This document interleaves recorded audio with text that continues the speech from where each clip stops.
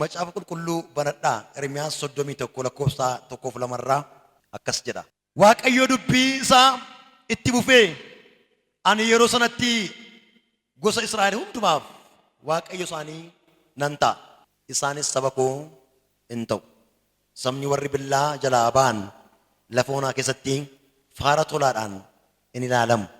Ani dhufee Israa'elii fi boqonnaa nan kenna jedha.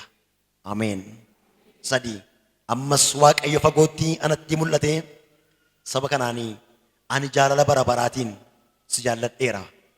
Kanaafanii gaarummaa kootiin ofitti si dhiyeesse. Nama si bukkee jiru bitarraa mirgarraa wal qabaati akkas jedha. Waaqayyo jedha. Harka boojuu keessaa dabalee si baasaa jiraatu dubbadhaa. Iddoo kana keessatti wanti nuyi agarru Ermiyaas 31 irraa utuu hin dubbatin dura gara 30 sin deebisa. Abdiin Waaqayyo saba kanaaf qabu. Ilaalchaaf kaayyoo Waaqayyo saba kanaaf qabu. Yerootti Waaqayyo saba Israa'elii fi hojii bal'aa hojjechuudhaaf ka'e agarra.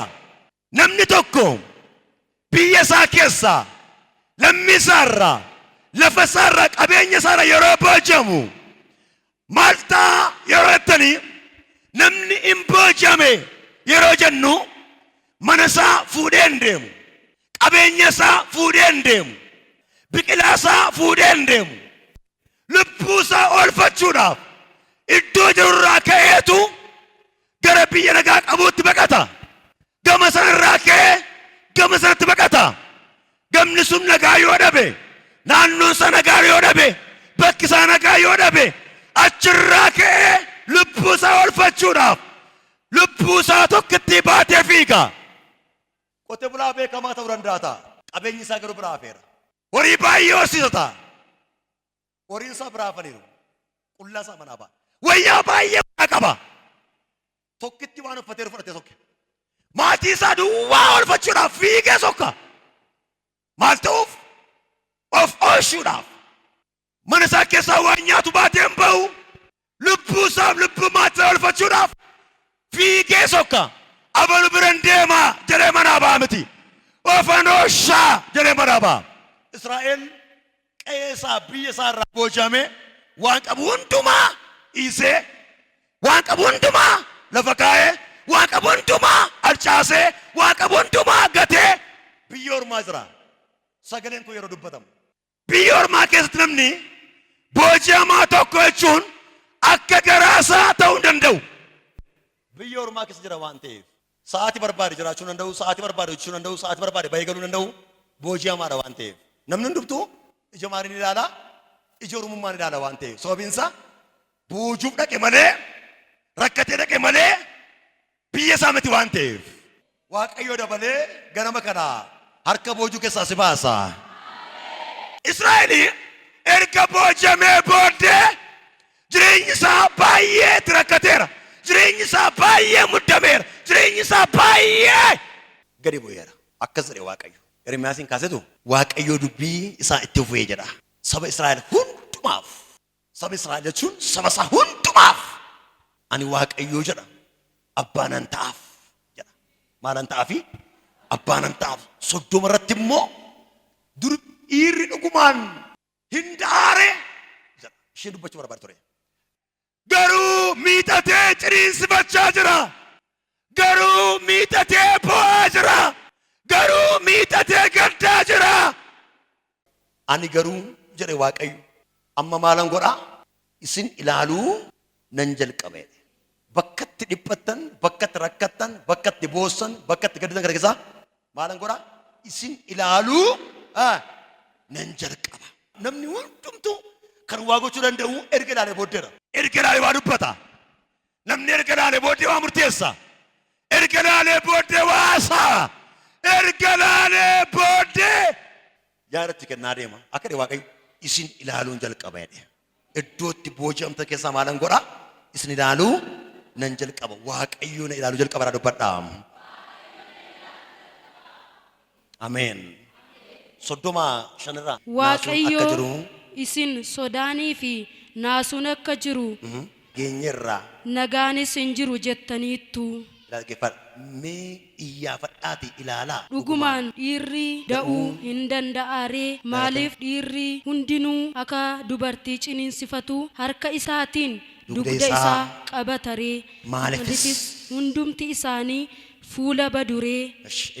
maaliif dhiirri akka dubartii ciniinsitu jala geesse maal qabataa dugda qabataa da'uu hin danda'aree iddoo kam jiru boojuu keessa dhiphina keessa yaaddoo keessa gidiraa keessa rakkina keessa muddama keessa maaliif namni hundumtuu fuula badaree maaliif namni hundumtuu kan fuulli namaa gammadu yoo garaan nama maal ta'e duwwaadha gammade duwwaadha kan fuulli namaa ifu yoo garaan nama maal ta'e duwwaadha gammade duwwaadha isaan garuu maal ta'aniiru boojuun itti jabaateera boojuun itti ulfaateera boojuun gadi qabeera boojuun dadhabsiiseera kanaaf namni hundumtuu Israa'el kan ta'e hundumtuu maal ta'a deema fuulli isaa maal ta'a deema gaddaa deema akka dhe waaqayyo isin ilaaluu nan jalqaba jedhe waaqayyo ganama kaname sasii godhe dabalee sasii hojjete dabalee sasii raawwate dabalee harka boojuu keessaa si baasa gooftaa Yesuus ergamaan baay'ee dubbatee booda maal jedha shan irratto nagaan hin jiru nagaan akka hin jirre dhageenyeerra naasuu jira yaaddoo jira boojuu keessa waan ta'aniif dhiphina jira wanti dhaga'amu yaaddoodha wanti argamu yaaddoodha wanti godhamu yaaddoodha garuu misraachoon tokko dhaga'amaa jira dubarra Yesuus dhufee Ermiyaasin akka jedhe ani saba kana ilaaluu nan jalqaba jedhe dhiphataa waan ta'aniif ergamaan baay'ee dubbatee booda naasuu jira yaaddoo jira ergadhee booda maaliif sabni koo gadda maaliif baquu buusa maaliif yaadda kaleessa afuura qulqulluu ololii turan kaleessa waaqa wajjin walitti bu'anii turan kaleessa dubbii waaqayyo dhaga'uu didanii turan kaleessa yaada gooftaa simachuu didanii turan kaleessa gooftaa ulfina kennuu didanii turan gatii baasan garuu akka dhe waaqayyo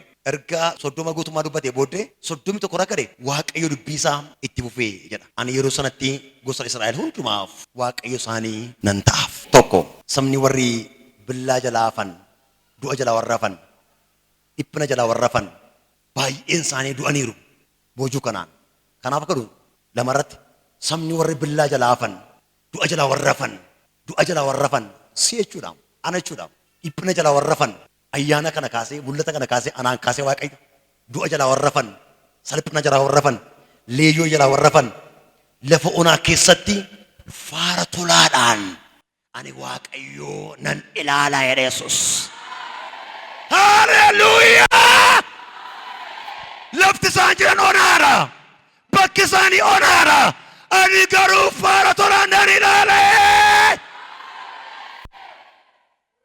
maal jala warra hafan du'a jalaa shiilaa baatuu hunda dooda boosaatiya beela jalaa dhiphina jalaa yaaddoo jalaa ciniinsuu jalaa warra hafan sana meel bakki isaan dhaabbatan onaadha bakki isaan jiraatan onaadha bakki isaan jiran onaadha waan isaan eegan onaadha ani garuu maalan ta'a faara tolaadhaan ilaaluu nan jalqabaan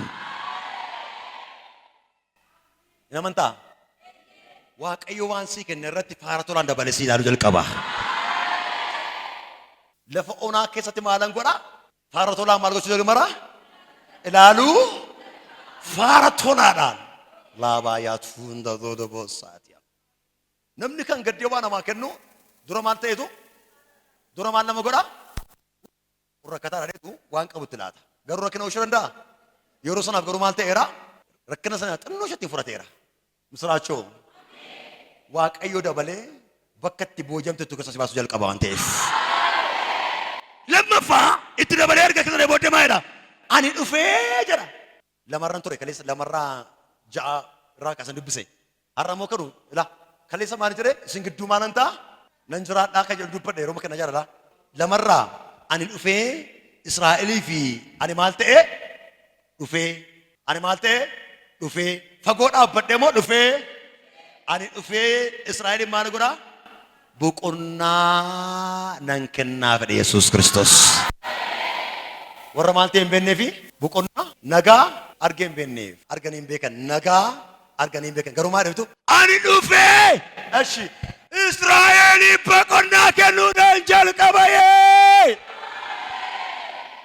amma maal ta'aniiru waan ta'eef gara waaqayyootti uf deebisaniiru waan ta'eef yaada waaqayyootti uf deebisaniiru waan ta'eef harka waaqayyootti uf deebisaniiru waan ta'eef biyyi isaan turan boqonnaa hin laanneef lafti isaan turan boqonnaa hin laanneef namni isaan gidduu turan boqonnaa hin laanneef buddeen isaan nyaataa turan boqonnaa hin laanneef garuu akkas jedhe waaqayyo ani dhufee boqonnaa nan kennaaf warra maal ta'an sana warra faara tolaadhaan maal ta'anii ilaalaman sana lafa onaa keessatti faara tolaatiin erga ilaalee booddee itti dabalee maal jira boqonnaan kennaaf boqonnaachuun bitanii gurguranii argamuu hin danda'u boqonnaachuun qabaatanis dhabanis argamuu hin danda'u boqonnaachuun baratanis wallaalanis argamuu hin danda'u boqonnaachuun jabaatanis laafanis argamuu hin danda'u eeyoo bira argamaa si bira jira qabdaa waaqayyo dabalee si laata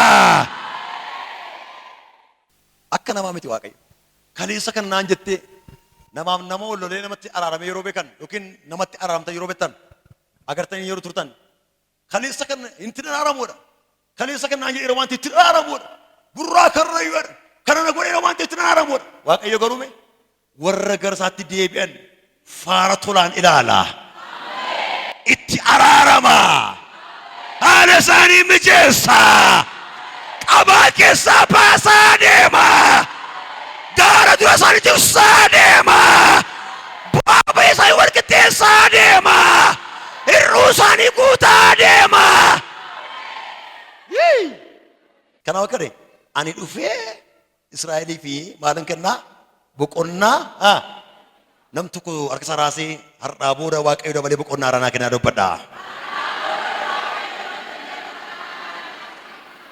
akkuma amantan isin gubbaatti raawwatamu maalin kennaa fi warra maal argatanii hin beekneef warra nagaa arganii boqonnaa fayyaa jireenya mijataa jireenya gammachuu aara galfii amma garuu misraachoo dhaga'amaa jira ani dhufee isaan gidduu dhaabadhee boqonnaa nan kennaa fedha Yesuus qophoofteetta ganama kana waaqayyo boqonnaa raasii laata diina keetti boqonnaa fuutee baata fira keetti boqonnaa fuutee baata biyya lafaatti boqonnaa fuutee baata dhukkubatti boqonnaa fuutee baata seexanatti boqonnaa fuutee baata biiftuu baatti boqonnaa fuutee baata halkan kanatti boqonnaa fuutee baata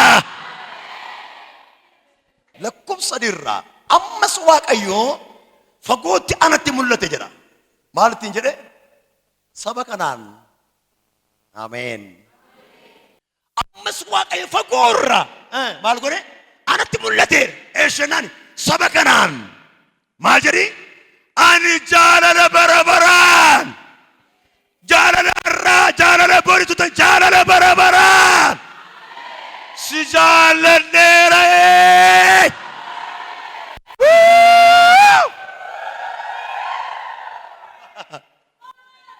yaa baatuunda jaalala yoomitiin jaalala gaafa buddeeni jaalala gaafa wayyaa jaalala gaafa qabeenyaa jaalala gaafa mana ijaarrachuu jaalala gaafa makiinaa bitachuu miti naani lafuma onaa jirtu keessatti ergan faara tolaan si ilaale booddee ergan boqonnaa si kennee booddee naani si jaalladheera akkani ani saba kana maal godheera jaalladheera kana jiru immoo namni waan jaallatuuf gatii baasa namni waan jaallatuuf iddoo laata namni waan jaallatu iddoo guddaa kaa ilma kee dhala kee raawwatte warra waan gaarii godhan warra si gammachiisan warra fedha kee eegan warra si abbooman raawwattee waan gadhee ilma keef intala kee warra waan gaarii si godhan warra si abbooman warra ishii si jedhan warra yaada kee eegan raawwattee waan gadhee yaaddaa fi waan gadhee yaannuuf ittuu eebbifna malee ittuu galateeffanna malee ittuu jajjina malee ittuu ol qabna malee kana caala waan gaarii gochuuf barbaanna malee nuyi irraa duuna nuyi homaa goonuuf garuu waanuma nu gammachiisaniif waaqayyoome hin dhunganna hin aammanna si haa guddisu hamaan sin argatin ittiin jenna waaqayyo akkasiin jedhe isa duukaa jiraachuu keenya isaa hojii walii galuu keenya isa duukaa deemuu keenya akkasii jedhe waaqayyo ani si jaalladheeraa siin jedhe Yesuus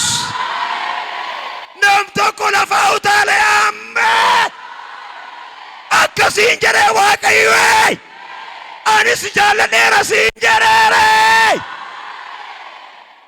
Inni si jaallatu immoo raawwatee rakkinatti sin barbaadu. Inni si jaallatu immoo raawwatee baasa gubbaatti hin barbaadu. Inni si jaallatu immoo raawwatee garummaa kee hin barbaadu. Inni si jaallatu immoo raawwatee wanjoo baachuu kee hin barbaadu. Inni si jaallatu immoo raawwatee cabuu kee hin barbaadu.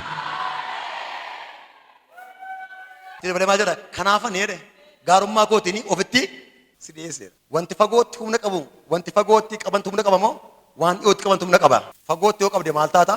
Ati wajjin maal taata? Hin kufta. As gidduu humni jiru xunnoora waan ta'eef. Ofitti buttee yoo qabde garuu maal ta'uu danda'a? Ooshuus ooluus maali Waaqayyo fagootti jedhe moo dhiyootti jedhe? Kanaafan maal godhe? Ofitti maal si godhe? Maal si godheera? Si jaalladheera waan ta'eef ofitti maal si godhe? Ameen jedhi kaa. Kanaaf akka deema sadii maratte akka deema. Erga si jaalladheera booddee kanaafan maal godhe? Ofitti maal godhe? Ati gaa bobaa gooftaa jala jirtaati. Ina muummataa si nyaatu. In karoorsaa gooftaan hin raawwatuuf. Balbala gaddaa sii banaa gooftaan miila kee walitti hin galchu. Cabuu kee eegaa gooftaan sin cabsu. Iyyummaa si gubbaatti lakkaa'u gooftaan sin hiyyoomsu. Innaafattee balbala kee gola kee gorduba kee abaaraa gooftaan sin naaffisu. In salphina si gubbaatti eegu gooftaan sin salphisu. Nam tokko utaalee hin salphatu jira iyyaa. Utaalee sirraa bu'amee jedhamayyuu. Utaalee hin salphatu jedhamayyuu. Salphina ooli maqaa Yesuusiin. Bakka sin salphisu Waaqayyo. Sababiin isaa eewu bira waan taateefi. Eewutti dhiyaatte waan taateefi. Eewu bukkeerta waan taateefi. Eewu jala jirta waan taateefi. Eewu duukaa jirta waan taateefi. Nam tokko utaalee hammaan. Sin salphisu Waaqayyo. Ofittan dhiyeesse. Tasuma Waaqayyo raawwatee waan gadi irra hin kaa'u. Biyyi lafaa gadii feddi gadi irra hin kaa'u Waaqayyo. Tasumaan godhu Waaqayyo. Firri si bukkee gadiif seegaa gadi irra sin kaa'u Waaqayyo. Ollaan si bukkee si duukaa nyaata gadii keegaa gadi sirra sin kaa'u Waaqayyo. Hiriyaan kee nagaa si gaafachaa haala kee to'ataa ittiin mul'isu Waaqayyo. Akka maalli kee moo jedha namni fuula ilaalee. Akka immoo waan saayii jedha. Ati gaasa maal goota? Dur mataadhaan gombistee gadi dhangalaaftee timte. Bori immoo fudhatee ba'a. Maal jireenya maal jirti isheenodha. Maal jireenya maal jiran noodha. Eeyyurraa dhagee waan ta'eef garuu jiraam dhoksaa kan itti himan. Dhoksaa kan itti himatan dhoksaa nama kan namaa deebisu. Sadhiiftee kanaaf akka dhee Waaqayyo. Waaqayyoon warra duukaa deeman raawwatee bakka namni eegu hin qabu. Deemni koo gowwaadha. Amaatti fakkaate gaarummaaf naate. Na dhiibee harka Waaqayyoorraan nagee deebi. Wanuu hin dandeenye yemmuun ittiin jedhee har'a kakuu jira.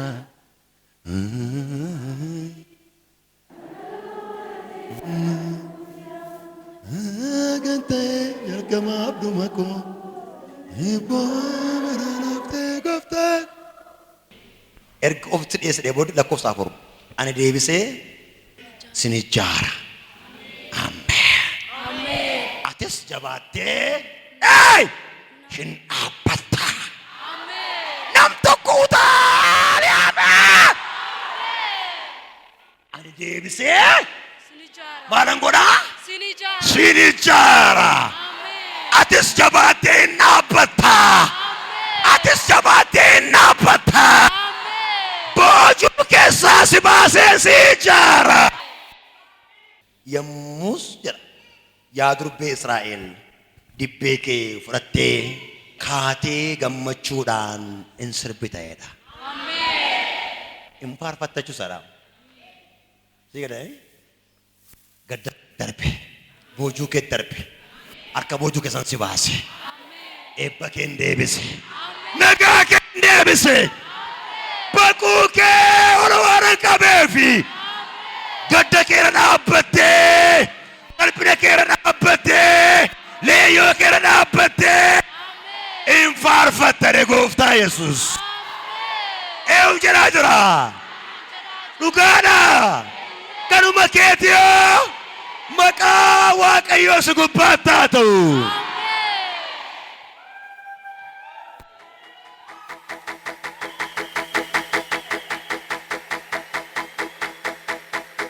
Andeebisee si ijaara. Wal jaallattu wal kabajuu harka walii qabaati Waaqayyo deebisee si ijaaraatiin jedha. Ati jedhaani ammaa booda si gubbaatti ijaarsa haaraa jalqaba. Ameen jedhiyyiiti. Waaqayyo eebba kee ijaaruu jalqaba. Waaqayyo nagaa kee ijaaruu jalqaba. Waaqayyo boorsaa kee ijaaruu jalqaba. Waaqayyo dinagdee kee ijaaruu jalqaba.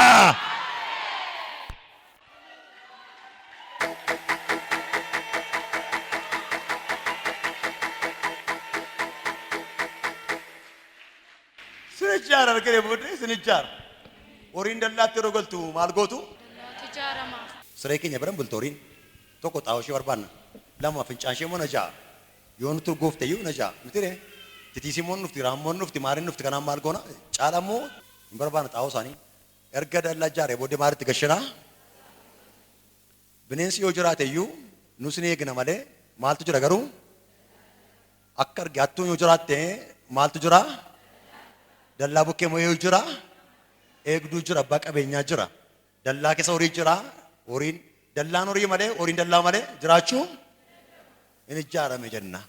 Mana yeroo itti galtan maal gootu? Footoo kaaftu moo dura ijaartu? Dura ijaartanii moo duratti galtan? Akka jedhe Waaqayyo sin ijaara gaariin. Kaleessa diigamtee bittinnooftee turte waan ta'eef ol qabaa bishaan dhufta du'a. As qaba gara kootti. Waaqayyo waan itti hima waan ta'eef. Har'aa kaasee Waaqayyo ijaarsa irratti hin jalqaba. Garuu Waaqayyo waa godha. Ammaa kaasee Waaqayyo ijaarsa irratti hin jalqaba naan jedheera. Harka waa ijaaruun erga waa diige waa ijaara. Argaama dubbadhaa man isin gidduutti ilaalan dubbadhaa.